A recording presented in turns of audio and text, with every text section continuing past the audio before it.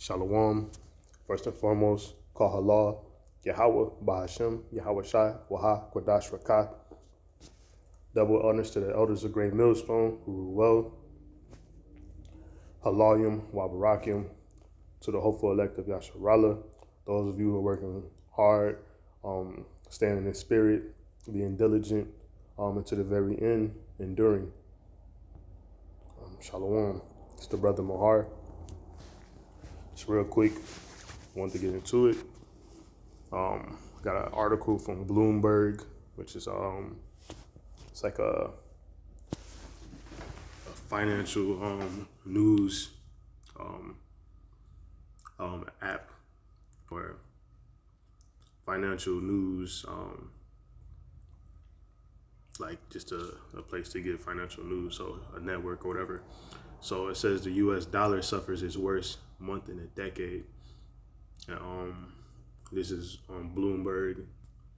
And if you know anything about Bloomberg, the last name Bloomberg is it's a fake, it's a European Ashkenazi, like Jewish name, Bloomberg. Real quick, I just want to get this just because I thought it was interesting. Just real quick. So Michael Bloomberg, this red guy right here. This red guy, Mike Bloomberg, he's the co-founder. He's the co-founder of Bloomberg LP. So this is his company. And just real quick, going into his details, just going into his college. You see right there, Solomon Brothers. They always just using our names just to be in our likeness, because these guys are, get to it.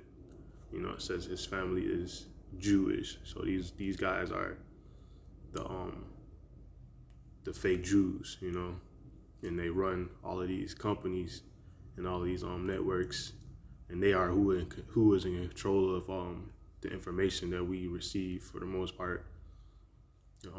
It says his family is Jewish, and then it goes on to say Bloomberg's paternal grandfather, Alec Bloomberg, was a Polish Jew, So that's a European nation. It's a European Jew. And then Bloomberg's maternal grandfather, Max Rubens, was a Lithuanian Jewish immigrant. Again, Lithuania is another European country or nation. And it says he's a Lithuanian Jewish immigrant from present-day Belarus. His maternal grandmother was born in New York to Lithuanian Jewish parents. So just real quick, just get a quick background on the company, who the guy is that owns it. This is him, this red guy. Like I said, his descendants are Polish Jews and Lithuanian Jews. So just real quick, this is Poland. It says Poland is a country in Europe, so again, these are European Jews. They're not truly Jews at all. That's why they claim Jewish, because they're that ish. They're not really anything to do with Jews. Again, Lithuania, a country in Europe. So this guy, this Michael Bloomberg dude, who is the owner of this financial publication service, is a European. He's a European Jew. He's an Edomite. He's who they referring to in Revelation chapter 2 verse 9 and Revelation chapter 3 verse 9. Those who say they are and are not, but do lie. Those are Edomites. So we go keep going. We get back to the article. So the title of the article says the U.S. dollar suffers its worst month in a decade. So within the last 10 years, this month has been the worst month in the last 10 whole years. And 10 years ago, if we go back far enough, that was the end of the last, so-called recession we're in. It started in 2007 and say it ended in 2009. So just a little background information right here. Bloomberg again. So that's the, the the fake Jew we just went over. The euro just coming from his press company, which is called Bloomberg, named after him. It says the euro rose the month in a decade this month. So the euro rose the most in a decade this month. So the euro is on the rise. The British pound is headed for its best July since 1990. So that's 20 years. It's having its best July in 20 years.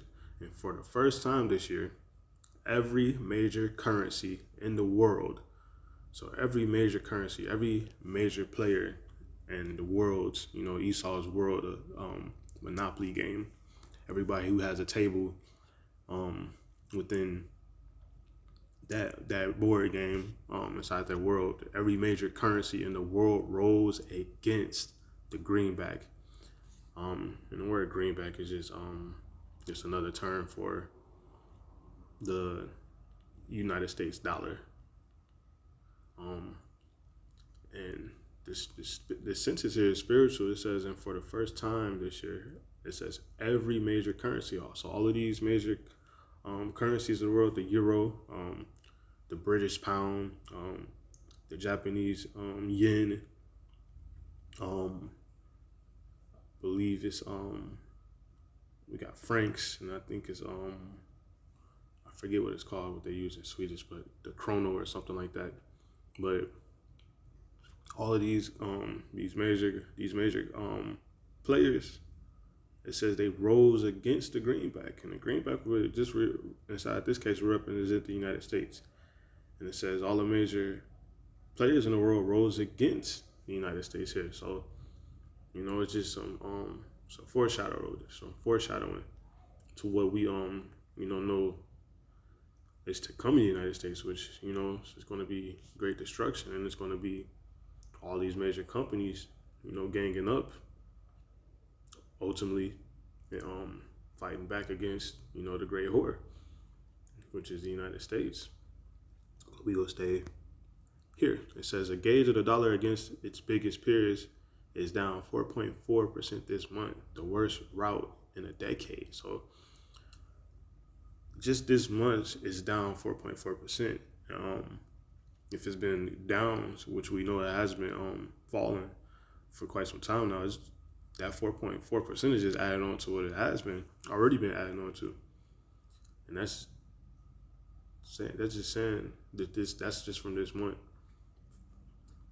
The world's reserve currency of choice, which is the United States dollar, already on the back foot. So it's on its back foot. Whenever you on your back foot, if you want to compare it to like sports, like that's not where you want to be met at, because ultimately you're off balance. You're probably in an awkward position when you're on your back foot, and ultimately here it's talking about the U.S. dollar is just it's down. It's on hiatus.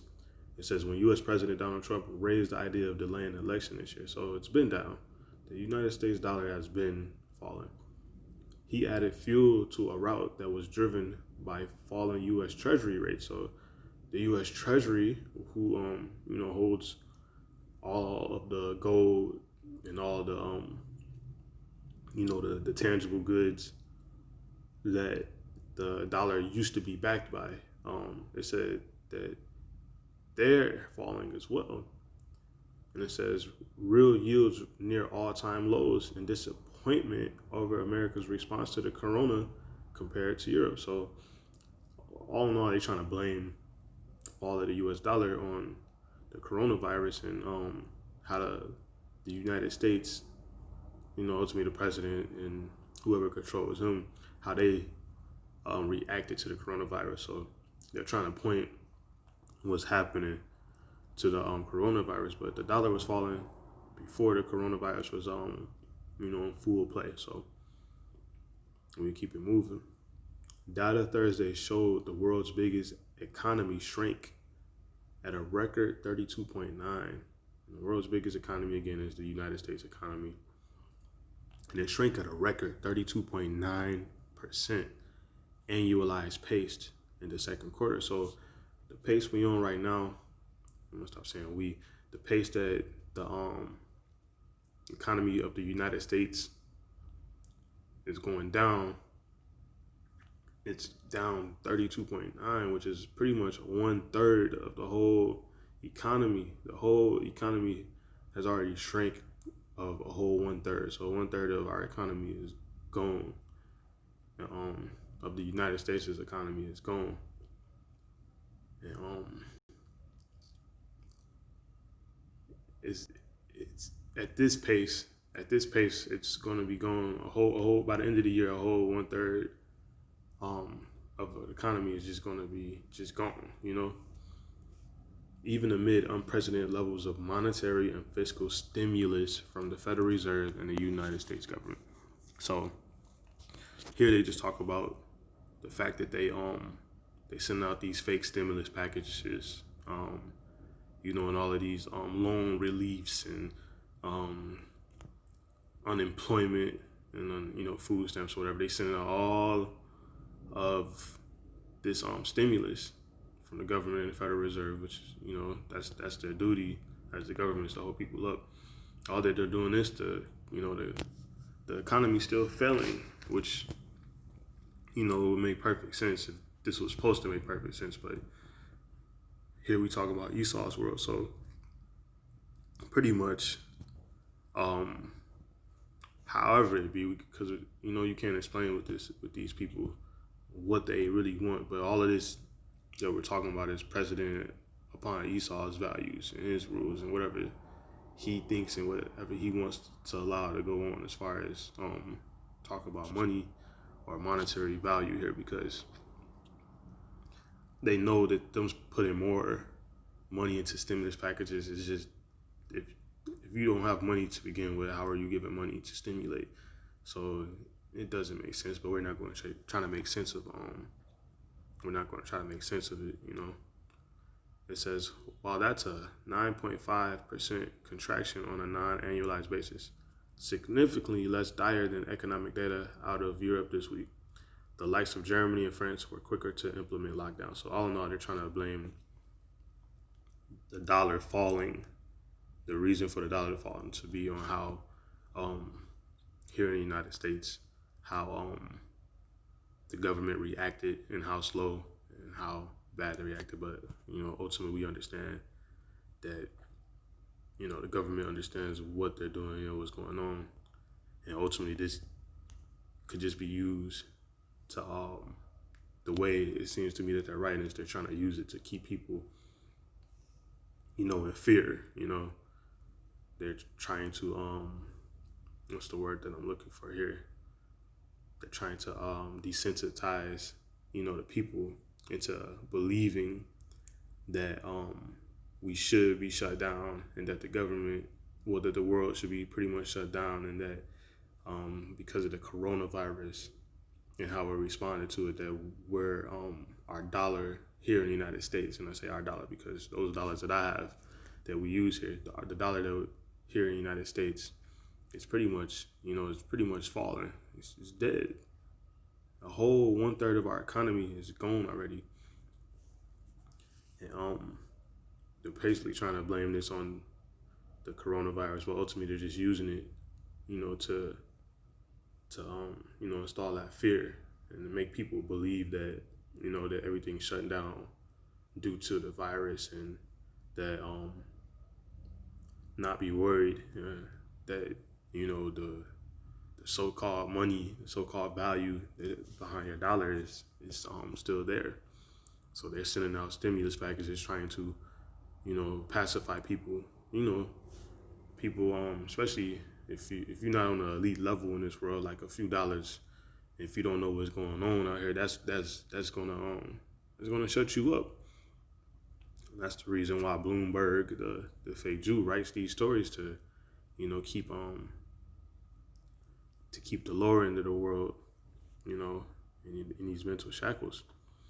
But it says also the U.S.'s jobless claim figures, which showed an almost 900,000 increase in the number of people claiming continued benefits. So the amount of people that are claiming to be unemployed due to the coronavirus is spiked up 900,000, and they're throwing money into the economy, expecting for it to keep the economy going when it's 900,000 people without jobs to create money. You see, this is just a plot. It's just a plot, and if you don't know what's going on, you go be pretty much on the damaging end of this or the damaged end of it, because um, clearly, they understand what's going on. They understand that this is not exactly what what's going on. It's not about the dollar. The United States itself is falling. If your currency isn't standing for anything, and if you have no value in this world, the country itself is going to follow, and that's prophecy. And as I said, if you know what's going on, if you truly understand what's going on in this world, you understand that that's prophecy. This country is written to complete destruction, to be completely destroyed by nuclear fire. This country is done, and ultimately that's what this is going to. This country is on a hiatus. The dollar is falling at an all-time high. A third of the economy has pretty much disappeared, and up here it says every major currency in the world, so all the major players of the world are raising against the greenback, are raising against the United States. So, the United States dollar is falling, and ultimately the United States is going to fall behind the dollar falling. And it's just going to be prophecy past. Well, this is just prophecy past, and so with that said, hopefully this could have been edifying. Shalom.